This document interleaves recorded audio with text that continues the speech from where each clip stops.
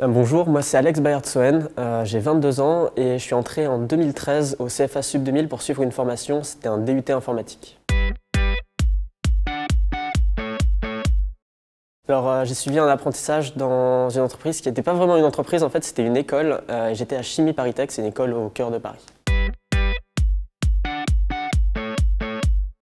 Alors, mon parcours en apprentissage, ce que j'en retiens, c'est la première chose en fait, qui me vient à l'esprit, c'est que c'était beaucoup plus amusant que de faire des cours comme quand j'étais au lycée. En gros, j'avais des cours à l'école et je pouvais appliquer ce que je faisais en cours derrière dans l'entreprise et j'aurais pas suivi mes cours si j'avais pas pu faire ça jusqu'ici. Il y a un gros avantage pour l'apprentissage aujourd'hui, c'est que outre le fait qu'on gagne un salaire, ce qui peut aider déjà beaucoup de personnes qui n'ont pas les moyens par exemple de se payer des études, bah justement les écoles nous payent nos études, elles payent les frais d'admission, elles payent toutes nos années d'études et aujourd'hui, moi, je suis une formation et je ne pourrais pas la suivre si je pouvais pas l'avoir en apprentissage. C'est mon entreprise qui me pousse à faire la formation et je suis super content que ce système existe.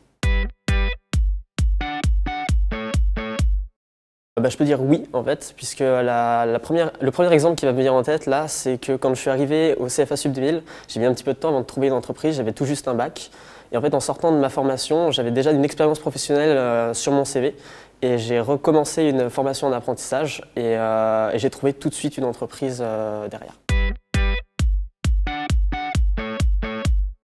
Une fois que j'ai fini mon DUT informatique, je me suis orienté vers une école d'ingénieur en informatique. Donc je suis encore en formation aujourd'hui, en dernière année d'école d'ingénieur. Et je suis encore une formation en apprentissage, mais dans une autre entreprise cette fois-ci.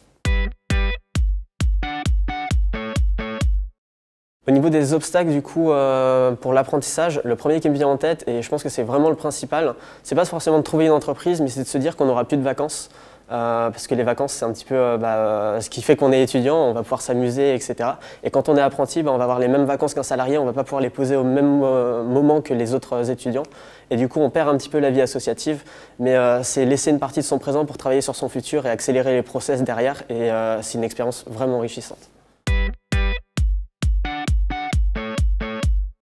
Premier conseil qu'on peut donner à un apprenti, c'est de rien lâcher. Parce que la première fois, en fait, il y a des gens qui vont nous dire « j'ai trouvé une entreprise, je suis dedans » où on a l'impression que tout se passe bien pour eux. C'est super compliqué de trouver sa première entreprise. Il faut se dire qu'en fait, les entreprises, elles ne nous recrutent pas comme un salarié, mais comme une promesse, comme quelqu'un sur qui ils vont parier sur l'avenir. C'est super compliqué de pouvoir trouver quelqu'un qui va parier sur nous, mais une fois qu'on le trouve, la formation, elle se fait toute seule. Du coup, moi, là, je suis en train de terminer ma dernière année en école d'ingénieur. Et à côté de ça, c'est aussi une des choses dans l'apprentissage, on a l'impression que ça prend énormément de temps dans notre vie, qu'on peut rien faire à côté, mais j'ai des projets personnels à côté. J'ai plusieurs sites que je mène, notamment dans le milieu du jeu vidéo. Et mes projets pour l'avenir, c'est de lancer une boîte et de travailler sur tous mes projets, comme ça, pouvoir les lancer et en vivre potentiellement.